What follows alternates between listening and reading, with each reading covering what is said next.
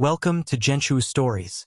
Before we dive into today's powerful story, don't forget to like, comment, and subscribe to our channel. Your support helps us keep the stories coming. Now, let's begin. The office of Khalad Group was bright, clean, and full of people who dressed like they were attending a fashion show. Some came for work, some came for attention, but nobody expected what happened that morning. A woman in a faded wrapper and old slippers entered the building. She carried a mop and a metal bucket that made noise with every step. Her blouse was too big for her, and her scarf hung loosely on her head. The moment she stepped into the lobby, people looked at her and looked away. Nobody smiled. Nobody greeted her. That woman was Mama Dara. But what they didn't know was, she wasn't just a cleaner. She was the owner's widow, and her only son, Tund, was the new CEO of the company. But Mama Dara was worried. Her son was returning from abroad, and he was ready to take over the family business. He had money, looks, and brains, but there was one thing missing: a good wife. Mama Dara had seen too many fake girls. Girls who wanted bags, not love. Girls who smiled in front of cameras but frowned when no one was watching. So she came up with a plan. She would enter the company as a cleaner. No one would know who she was. She would mop their floors, hear their gossip, and watch how they treated people who had nothing to offer. Then she would find the girl with the kindest heart, the one who could truly love her son, not his money. As soon as Mama Dara started cleaning, the trouble began. 3 ladies in loud perfume and tight skirts walked past her. The tallest one, Zena, laughed out loud. "Who allowed this woman in here?" she said, flipping her hair. "She looks like she came from the bush," Beezy added with her nose turned up. Teo, the third one, just giggled and whispered something into her drink. Mama Dara ignored them. She kept cleaning. Zena walked back and pointed at the floor. "You missed a spot, Auntie," she said sharply. Beezy shook her head. "Is she even hearing us? Or maybe her ears are too old." Then Zena pushed her. It wasn't a joke. The bucket rolled across the room and spilled soapy water. Mama Dara fell back with a loud thud. Laughter filled the office. "She fell like Gary," someone shouted. "Should we get her Pampers?" another added. But one person stood up. A young woman in a simple shirt and flats rushed forward. Her name was Amara. She bent beside Mama Dara. "Mama, are you okay?" she asked, gently helping her sit up. Everyone watched, confused. "She's not your mother, you know," Zena said.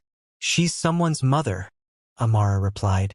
She cleaned up the floor, picked the bucket, and gave Mama Dara her handkerchief. "Be careful next time, Mama." Mama Dara looked into her eyes. There was no pity, only kindness. That was the first moment she knew Amara was different. Later that day, in the break room, Mama Dara sat on a bench, eating boiled yam and palm oil from a small food flask. Nobody sat near her. Zena and her crew walked in with food from a fancy restaurant. The air smelled of chicken and pepper soup. "Ew, what's that local smell?" Beezy asked loudly. "Cleaner's food," Zena replied, holding her nose. They laughed again. Amara entered quietly, holding a lunchbox. She saw Mama Dara alone and didn't hesitate. She sat beside her and opened her food. "Mama, what are you eating?" Mama Dara smiled. "Yam and oil. Do you want?" Amara nodded. "I love it.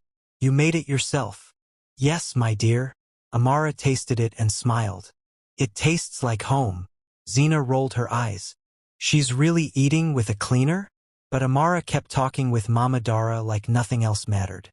That night, Mama Dara sat in her small sitting room, thinking. She's kind when no one is watching. She's not pretending. But she still needed to be sure. She planned a test. The next day she would fall again on purpose, and she would see who would help. The next day she entered the office carrying her bucket of soapy water. Most people didn't even notice her anymore. She was just the cleaner. She walked to the ladies' bathroom, looked around, then tipped the bucket slightly until the water spilled onto the floor. She waited 2 minutes. Then she groaned loudly, dropped her mop, and slowly lowered herself to the ground. holding her waist. My back, my waist, she cried. It didn't take long. Zena entered with Beezy and saw her. Oh no, Grandma's down again, Zena said, pretending to be surprised. Beezy laughed. Is it every week this one will be falling? Mama Dara groaned again, still on the floor. Please help me. Zena crossed her arms. This is not a hospital, Auntie. If your body is too weak, go and rest at home. They turned to leave. Then the door opened again. Amara stepped in. She paused when she saw the scene. What happened? She fell again, Beezy replied, already applying lip gloss. But it's not our business. Amara didn't wait. She dropped her file on the sink and rushed to Mama Dara. Mama, what happened? I slipped, she whispered. Did anyone help you? Amara asked, looking at the others. Zena smiled. You're always playing nurse for this cleaner. Keep going. Amara knelt down, wiped Mama Dara's face with her handkerchief, and helped her up slowly. Then she took the mop and cleaned the wet floor herself.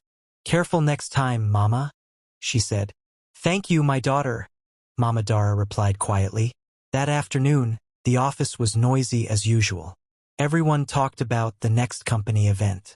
The CEO was arriving soon, and there was talk of changes, promotions, even a new branch. Mama Dara walked quietly to the back kitchen. She brought out a small cooler from her plastic bag. Inside was okra soup and soft umla. She placed it on the table and waited. Amara came in holding her lunchbox and smiled.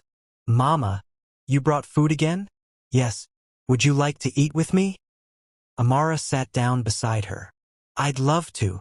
They ate from the same bowl, laughing quietly. At the next table, Zena and Beezy whispered. She's now best friends with the cleaner, Zena muttered. It's embarrassing. Maybe she's hoping for small inheritance, Beezy replied. Amara ignored them. After lunch, she washed the plates and wiped the table. As she was packing her bag to leave for the day, the receptionist walked over and handed her a brown envelope. This is for you, she said. Amara opened it. Inside was a note. Please join me for dinner tomorrow evening. Come as you are. I want to see the real you. Mama. The next evening, Amara took a taxi to the address written in the letter. She was expecting a one-room apartment or maybe a small flat. But what she saw was something else. The gate opened into a neat compound with flowers and tiled steps. The house looked simple but beautiful. Like old money, not show-off money. Amara was confused. Mama Dara welcomed her at the door with a warm smile and led her inside. Sit, my daughter. You must be hungry. Amara sat on a soft chair, still looking around. The walls were clean. There were family pictures. One of them had Mama Dara beside a man who looked powerful. Another had a young man in graduation clothes. The smell of jollof rice and fried plantain filled the air.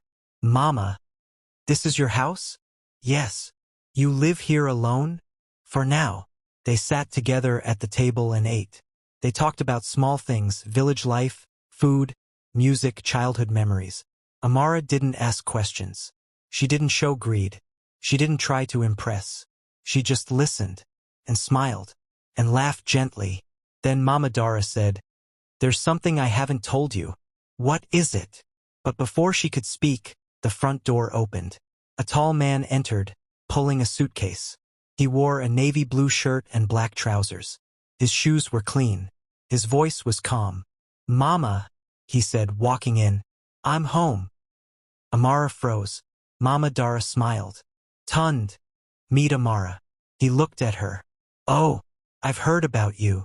Amara stood up, unsure of what to say. Good evening, sir, she said. No need for sir. You're welcome here. She smiled nervously. Mama Dara poured him a drink. She's the one I told you about. Tund looked at her again, more closely this time. I see. He said nothing more, but his eyes said a lot. After dinner, as Amara left the house, Mama Dara walked her to the gate. My son is home now, she said. Yes, Amara replied, not sure what else to say. Mama Dara took her hand. Whatever happens next, don't change. Just stay who you are. Amara nodded. She didn't know what Mama meant, but she would soon find out. The next day at the office, everyone was buzzing. A new face had been spotted walking through the front entrance. He was tall, neat, and confident. Nobody knew who he was, but the way he moved made it clear he wasn't just anybody. Zena saw him first. She stood up from her desk, adjusted her blouse, and fixed her wig. "Who's that?" she whispered to Beezy. "No idea, but he smells expensive," Beezy replied. When the man walked past them without even looking, Zena bit her lip and quickly stepped forward. "Excuse me, sir. Can I help you?" she asked, putting on her sweetest voice. The man smiled politely. "Thank you, but I'm fine." He walked straight to the receptionist and handed her a folder. "My name is Tund Kalad. I'm the new CEO. I'll be using the 7th floor office. Please notify the department heads." The receptionist almost dropped her pen. Zena froze. Beezy gasped. The cleaner's son. The one who was supposed to take over the company. And he was here. Now. Amara was walking down the hallway with a stack of papers when she saw Tund talking to the admin officer. She paused for a second, not knowing if she should greet him or not. He looked up and smiled. "Good morning," he said. "Good morning, sir," she replied quietly. "Amara, right?" She nodded, surprised he remembered her name. "I hope you're free for lunch today. I'd like to talk." She blinked. "Okay. Yes, sir." He smiled again and walked off. Zena, who had been watching from around the corner, nearly choked on her mint. "He wants to eat with her? She probably tricked him somehow," Beezy whispered. At lunch break, Amara sat in the staff lounge waiting. Her hands were shaking a little. She hadn't told anyone, but deep inside, she felt nervous.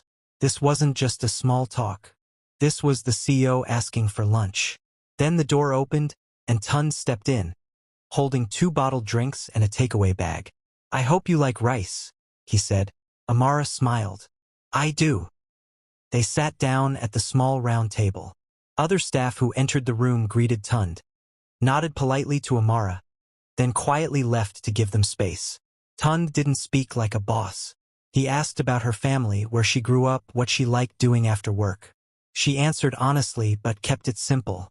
She didn't try to impress him. She didn't show off. "You're very different," he said. "Different how?" "Most people would be acting uncomfortable or trying too hard." "I'm just being myself," she said softly. "That's exactly what I like about you." Amara looked down and smiled. Later that evening, Zena stormed into the ladies' room, slamming the door. "She's doing something. I know it," she snapped. Beezy shrugged. "What if he just likes her?" Zena hissed. "He doesn't know who she really is. Just watch. I'll show him." The next day, Zena made her move. She walked into Tund's office with a report folder and 2 cups of fresh juice. "Good afternoon, sir," she said sweetly. "I thought you might need some refreshment." He looked up from his laptop. "Thank you." She placed the drinks on the table and didn't leave. "I also wanted to say, I'm really happy you're our CEO. You're doing a great job already." He gave a short smile. "Appreciate it." Zena tilted her head. "If you ever need company or someone to show you around the city, I'm always free." Tund nodded, but his face didn't change. "I'll keep that in mind." There was silence. Zena waited for a longer response. It didn't come. She left the office fuming. That night, Tund sat in the garden with his mother. "She's the one," Mama Dara said softly. Tund didn't answer at first. "She didn't change her attitude even after she found out who you were." "That's rare, Tund." "She's gentle," he said, "but she's strong too. I've watched her handle insults with silence. She doesn't gossip. She doesn't brag." "Then why are you hesitating?" "Because I'm not sure she sees me. Not the title, not the family name, just me." His mother nodded. "Then test her again. But make sure your heart is ready too." The next morning, Amara got to her desk and found a sealed note under her pen. It had no name, just a short message. "Meet me behind the building at 5 p.m. I want to talk. Tund." She folded the note quickly and hid it before anyone else saw. At 5 p.m., She walked quietly to the back of the building. Tund was already there, dressed in a plain t-shirt and jeans, looking nothing like a CEO. "Thank you for coming," he said. Amara smiled. "You said you wanted to talk." "I wanted to walk," he replied. They walked side by side down a quiet path near the parking lot. "I've been thinking," he said slowly. "What would you do if someone asked you to leave this company and start something new with them?" Amara blinked. "Like what?" "Something small. Nothing big or fancy. But honest work. Together." She looked at him. "I think I'd say yes." He stopped walking. "Even if that person had no money?" Amara laughed gently. "I've never chased money. I just want peace." He looked at her for a long time. Then he said, "Good. Because I want to build a life with peace in it." Amara froze. Her heart was racing. She didn't speak. Tun smiled. "Don't worry. I'm not asking for forever yet. I just want to take a small step. You've already passed every test." She looked at him, shocked. "What test?" "I was watching you before I even spoke to you. And so was my mother." Amara's mouth opened, but no words came. "We'll talk more at the office tomorrow," he said. "But for now, let's just walk." And they did. Quietly, calmly, side by side. She didn't know what tomorrow would bring. But for the first time in her life she felt seen. Truly seen. The next morning, the entire office was tense. People had heard whispers about Amara, about Tund, about something big coming. Zena sat at her desk, furious. She had spent the whole night thinking. This wasn't how it was supposed to go. She had style, looks, and confidence. But somehow, the girl with no makeup and old shoes was the one getting all the attention. "She thinks she's smart," Zena muttered to Beezy. "But I'll make sure she's embarrassed before this week ends." At noon, the receptionist sent a message through the office group chat. All staff should gather in the boardroom at 1 p.m. The CEO will be making an announcement. People rushed to freshen up. Zena changed her shoes and applied fresh lip gloss. Beezy fixed her wig. Amara simply brushed her dress and returned to her desk. At 1 p.m. sharp, the boardroom filled up. Everyone was whispering. Then Tund walked in, followed by Mama Dara, this time dressed like a true madam. No wrapper, no slippers. She wore a fitted gown, simple heels, and a gold wristwatch. Half the room gasped. The cleaner? People looked at each other, confused. Mama Dara didn't wait long. "I know many of you are surprised. Some of you are even shocked. But yes, I am the same woman who was cleaning these floors just 2 weeks ago." The room fell silent. "I did not come here because I needed work. I came to see how people behave when no one is watching. How they treat someone who can give them nothing." Zena looked around nervously. Beezy avoided eye contact. Mama Dara continued. "I saw things I didn't expect. Cruelty, pride, fake smiles. I was pushed, laughed at, ignored." She paused, then pointed toward Amara. "But I was also helped. This young woman, Amara, treated me with respect from day one. She shared her food with me. She called me Mama when others called me names." Amara's hands trembled. She looked around. Everyone was staring. Tund stepped forward. "Amara didn't know I was the CEO. She didn't know my mother owned this company. She didn't even know I was watching." He turned to face her directly. "But she showed something rare. A heart that doesn't change based on who is watching." Zena stood up. "This is unfair," she snapped. "What about the rest of us? Are we invisible now?" Tund looked at her calmly. "No, Zena, you're not invisible. But character shows in actions. And the way you treated someone you thought was just a cleaner says more than any CV." Zena's mouth opened, then closed. She slowly sat down. Tund continued. "I'm not asking anyone here to pretend, but I hope today reminds us, people deserve dignity, no matter their position." He looked at Amara again. "I said I wanted to take a small step with you. If you'll allow me, I'd like to take it now." Amara didn't answer immediately. Her throat felt tight. Then she nodded slowly. "Yes, I will." People clapped. Some smiled. Even a few who once laughed now looked down in shame. Zena picked up her bag and stormed out. Beezy followed quietly behind. After the meeting, Mama Dara hugged Amara softly. "Thank you," she whispered. "You reminded me of the girl I used to be." That evening, Amara and Tun sat outside the office, under a tree in the car park. The building behind them was quiet. The wind was soft. "You're not scared?" he asked her. "A little," she said, "but I'm more grateful than scared." Tun smiled. "That's enough for me." And they sat there. No big titles, no cameras, just two people choosing kindness, choosing peace, choosing each other. Kindness can't be bought. It's shown in silence, in moments where no one is watching. And sometimes the person who looks like they have the least has the greatest heart of all. What would you do if you were in Amara's shoes? Would you treat a cleaner with love if you didn't know who they truly were? If you enjoyed this story, like the video, comment below, and don't forget to subscribe. New stories are coming your way. Real, emotional, and unforgettable.